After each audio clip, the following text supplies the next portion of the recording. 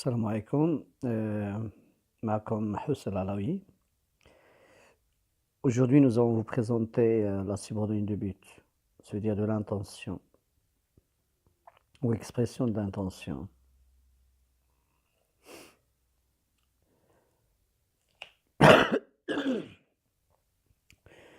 Bon, c'est dans le cadre de la période 6, la séquence C4, leçon de langue et de communication, l'expression d'intention, la subordonnée de but. Les objectifs sont au nombre de 2. On va essayer dans cette leçon d'identifier la subordonnée de but et de maîtriser ces outils d'enchâssement. Ça veut dire quels sont les outils qui nous permettent de la relier à une principale. Après avoir identifié ceci et après avoir maîtrisé ces outils d'enchâssement, surtout l'objectif majeur, c'est celui d'apprendre à bien réutiliser ces outils pour bonifier ces tournures stylistiques, c'est-à-dire rendre le style très beau. Donc on n'apprend pas ces leçons de langue pour répondre à des questions, mais surtout pour les réutiliser ou réutiliser ces leçons de langue dans le style, dans l'écriture. Passons à la première chose, c'est l'identification. La subordonnée infinitive, ou bien circonstancielle, donc parce qu'il peut être infinitive, peut être circonstancielle de but, c'est une proposition, c'est-à-dire une petite phrase contenant un verbe relié à une principale par plusieurs outils. Donc c'est ce qu'on va essayer de voir et ce qu'on va essayer d'apprendre. Il reflète toujours une conséquence attendue dans le futur. Donc si on compare la vraie conséquence avec le but, on va trouver que la conséquence est déjà faite pour une cause, ou suite à une cause, et la conséquence, c'est que dans la principale, on fait une action et on attend une conséquence dans le futur, c'est ce qu'on appelle le but. Elle constitue donc, cette conséquence, ce but, qui constitue l'aboutissement de l'action principale. Exemple, dans le support, on a donc petit a et petit b. Cet élève persévère, ça veut dire il travaille bien, il excelle, il veut. Le terme il veut, ça veut dire il aspire à quelque chose dans le futur. Il veut une chose positive. Cette chose positive, c'est de réussir. Et en même temps, il a peur d'une autre chose. C'est le contraire de celle-ci. Échouer. Donc on peut avoir des outils positifs qui nous permettent d'aboutir à, à un but ou une conséquence attendue dans le futur qui est positive, ou bien aussi des outils qui ont une connotation négative afin d'éviter, on les utilise afin d'éviter un but qui est négatif dans le futur. Maintenant, dans le deuxième cas de support, cet élève persévère, il veut deux choses. La première, elle est positive, sont des bonnes notes. Et en même temps, avec la même action principale, il aspire à éviter une chose qui est négative, ce sont ou c'est les mauvaises notes. Passons maintenant aux règles d'enchâssement. Commençons par le premier cas, dans le cas du même sujet. Cet élève persévère. On peut avoir tous ces outils, pardon. On peut avoir pour, on peut avoir afin, pardon, c'est A, afin de, en vue de, dans le but de, peut avoir dans l'intention de. Cet élève persévère pour réussir. Comme vous voyez, pour tous ces outils sont des outils qui ont une connotation affirmative ou plutôt positive. Pour réussir aussi, c'est positif. Donc on a un but positif à atteindre. L'équivalent suivant, pour la même action principale, l'élève persévère, c'est-à-dire il fait tout son possible de crainte de ou de peur d'échouer. Échouer sera donc un but qui est négatif à éviter et nous avons la connotation positive pour les outils de crainte de et de peur de. Et comme vous voyez, soit on prononce l'une ou l'autre, on aura le même sens. On aura le même sens. Soit on dit cet élève persévère pour réussir ou cet élève persévère de crainte d'échouer. C'est le même sens, c'est le même but. On travaille pour éviter l'échec et pour obtenir la réussite. Comme vous voyez, c'est le même sens et dans les deux cas, on a normalement un but positif à atteindre. Regardez bien pourquoi nous avons ce but positif, parce que l'outil ici pour dans le but de, dans l'intention de, ce sont des outils qui sont positifs dans le sens, et puis donc, on aspire à quelque chose de positif. Et le positif fois positif, ça nous donne positif, c'est-à-dire le but, le but positif. Ou bien, on a cet élève persévère de crainte de, qui signifie le moi, échouait à le sens négatif, donc c'est un but négatif à éviter, et moins fois moins nous donne également plus. Donc c'est une règle logique des mathématiques appliquée aussi à la langue française ou dans cette leçon de but. Attention, je peux vous demander par exemple d'amener réussir en bas et d'avoir échoué dans la première. Exemple ici, cet élève persévère pour échouer, c'est pas possible, mais on peut bien sûr corriger la phrase de manière à ce qu'elle soit juste. Ici, vous avez pour qui signifie le plus, échouer qui signifie le moins, ça ne va pas donner le plus, comme vous voyez dans la suite. Ce qu'on doit rajouter, c'est tout simplement la négation. Si on ajoute cet élève persévère pour ne pas échouer, on obtient ne pas qui a la connotation négative, avec échouer qui est négatif aussi, on va obtenir un positif.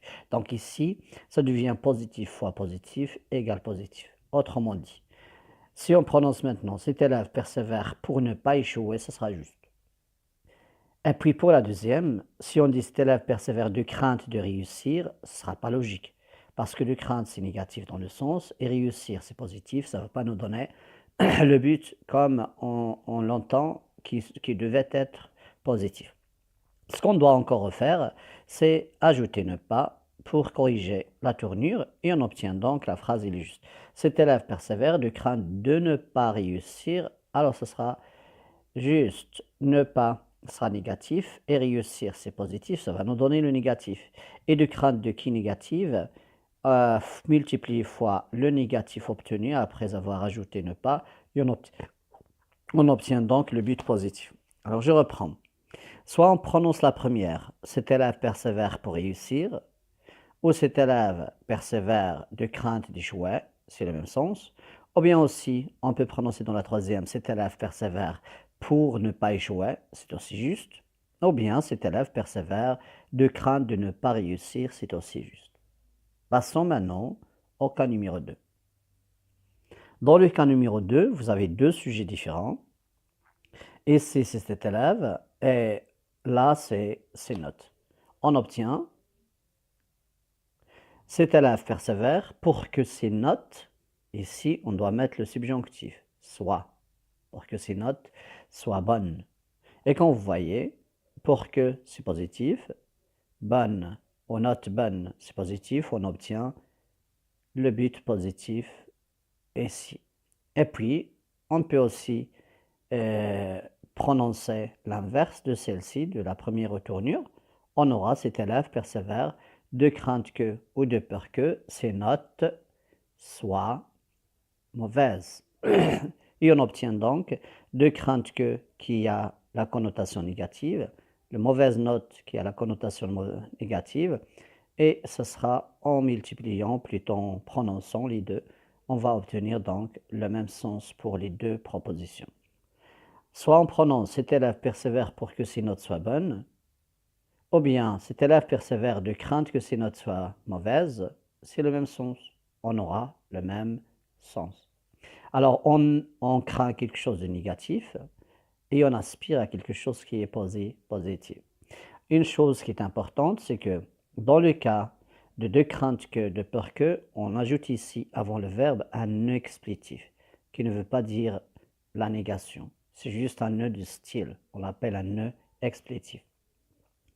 On prononce donc cet élève persévère de crainte que ses notes ne soient mauvaises. Attention, comme on a fait dans le premier cas, on va encore refaire la même chose ici dans le cas des deux sujets différents. On obtient cet élève persévère pour que ses notes, si on met soit au subjonctif, soient mauvaises, ce ne sera pas possible. Pour que ces notes soient mauvaises, non. Pourquoi? Parce que pour que a la connotation positive et les notes mauvaises, connotation négative, ça ne va pas nous donner le positif ici. Pour l'avoir, il faut donc ajouter un ne pas ici. Je reprends. cet élève persévère pour que ses notes ne soient pas mauvaises. Et on obtient donc avec ne pas une autre marque de négation. Négatif fois négatif, ça va nous donner un positif. Et puis le positif de pour que ou afin que fois le positif nous donnera le positif de la fin. Et on aura donc le sens complet, le sens juste. Cet élève persévère pour que ses notes ne soient pas mauvaises. Ou bien, on prend bonne et on l'utilise avec de crainte que et de peur que cet élève persévère, de crainte que ses notes soient bonnes, c'est pas possible. On ne craint pas des notes bonnes, au contraire, on craint que ces notes ne soient pas. Donc on rajoute un ne pas, ne soient pas bonnes, et on obtient donc bonne qui était positif. Ici, de peur que qui était négatif. Si on rajoute donc ne pas, on va avoir moi ici. Moi fois plus, ça va nous donner moi. Et ici, moi fois moi, ça va donner le plus. Donc on aura le même sens par la suite. Je reprends. Soit on prononce cet élève persévère pour que ses notes soient bonnes, ou bien cet élève persévère de crainte que ses notes ne soient mauvaises, c'est juste, ou bien on prononce ceci, cet élève persévère pour que ses notes ne soient pas mauvaises, c'est juste, ou bien cet élève persévère de crainte que ses notes ne soient bonnes. Et on obtient donc toutes les phrases sont justes. Merci, et on vient de finir la leçon. On passe à la partie exercice. Les exercices d'application. Le verbe est à l'indicatif car on a le même sujet. Bien sûr, c'est la question numéro 4 sur le manuel scolaire, partie exercice. Donc, si on a le même sujet, nous avons infinitif. Oui, c'est OK. Le verbe est conjugué au subjonctif car on a le même sujet. Alors là, c'est faux. Parce que si on a le même sujet, on va avoir la locution prépositive qui va introduire la subordonnée de but infinitif et non pas circonstanciel, donc on ne va pas avoir le subjonctif du tout. Dans la dernière, vous avez le verbe est conjugué au subjonctif quand, lorsque les deux sujets sont différents. Alors là, c'est juste. Pour la partie à retenir, on vous demande de compléter par pour, de peur que, avoir l'intention de, afin de, terme subjonctif, puis infinitif. Pour exprimer une intention ou un but, on utilise, dans le même sujet, un but positif à atteindre, on va utiliser pour le même sujet. On va utiliser également avoir l'intention de. On peut aussi avoir afin de. Puis, même sujet et but négatif à éviter, on va avoir une seule, c'est de peur que. Mais c'est pas possible parce que de peur que, normalement,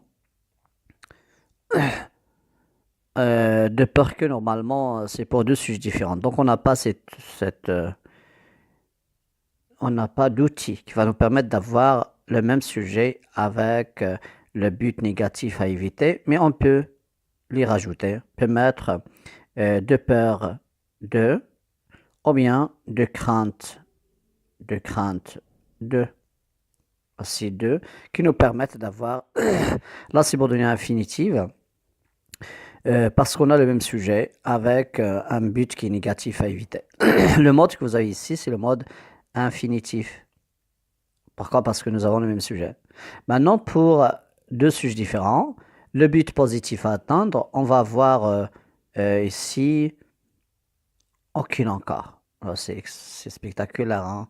On vous donne une partie à retenir avec beaucoup d'aberrations. Donc, sujet différent, but positif à atteindre, on va voir pour que qu'on n'a pas mis parmi les outils proposés ici. On va voir afin que dans l'intention, c'est pas possible d'avoir dans l'intention que ça n'existe pas. Bon, au moins c'est deux. Vous avez mode subjonctif. Pour sujet différent avec un but négatif à éviter, on va avoir de crainte que.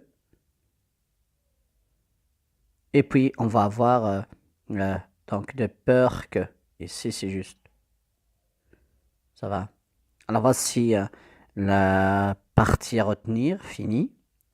On passe aux autres exercices. Vous avez ici exprime le but en reliant les deux propositions et en effectuant les transformations nécessaires. J'aimerais voir monsieur l'inspecteur, je veux déposer mon témoignage. Regardez bien, vous avez je et je.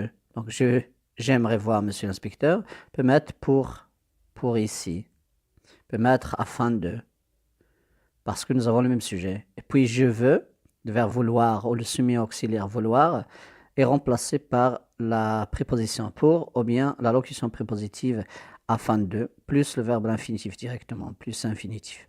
Et on obtient, j'aimerais voir monsieur l'inspecteur pour déposer mon témoignage, ou bien afin de déposer mon témoignage, ou bien dans l'intention de déposer mon témoignage, etc. Je passe à B. Tu dois faire les analyses de l'ADN.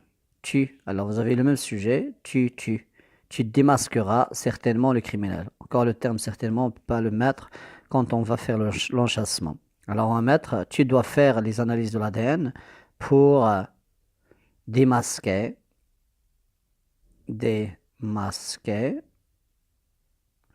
ou bien afin de démasquer, etc. Donc on peut avoir afin de pour, comme on a fait dans le premier cas. Comme vous voyez encore, c'est une aberration de donner aux élèves les mêmes exemples ou les mêmes tournures qui nécessitent les mêmes outils.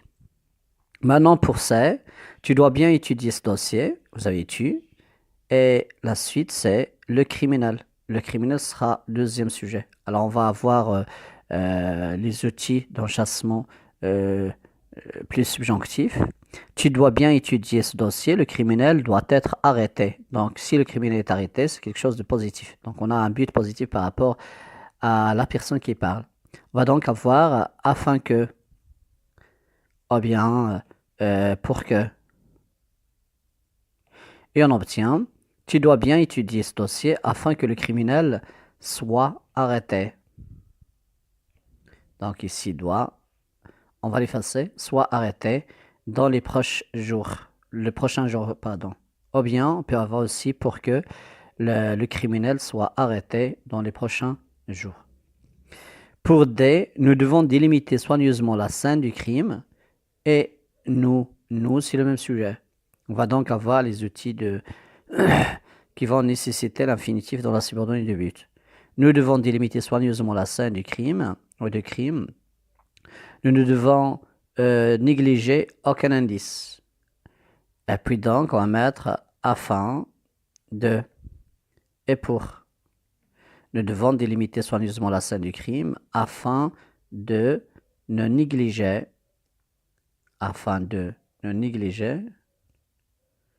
aucun indice, ou pour ne négliger aucun indice.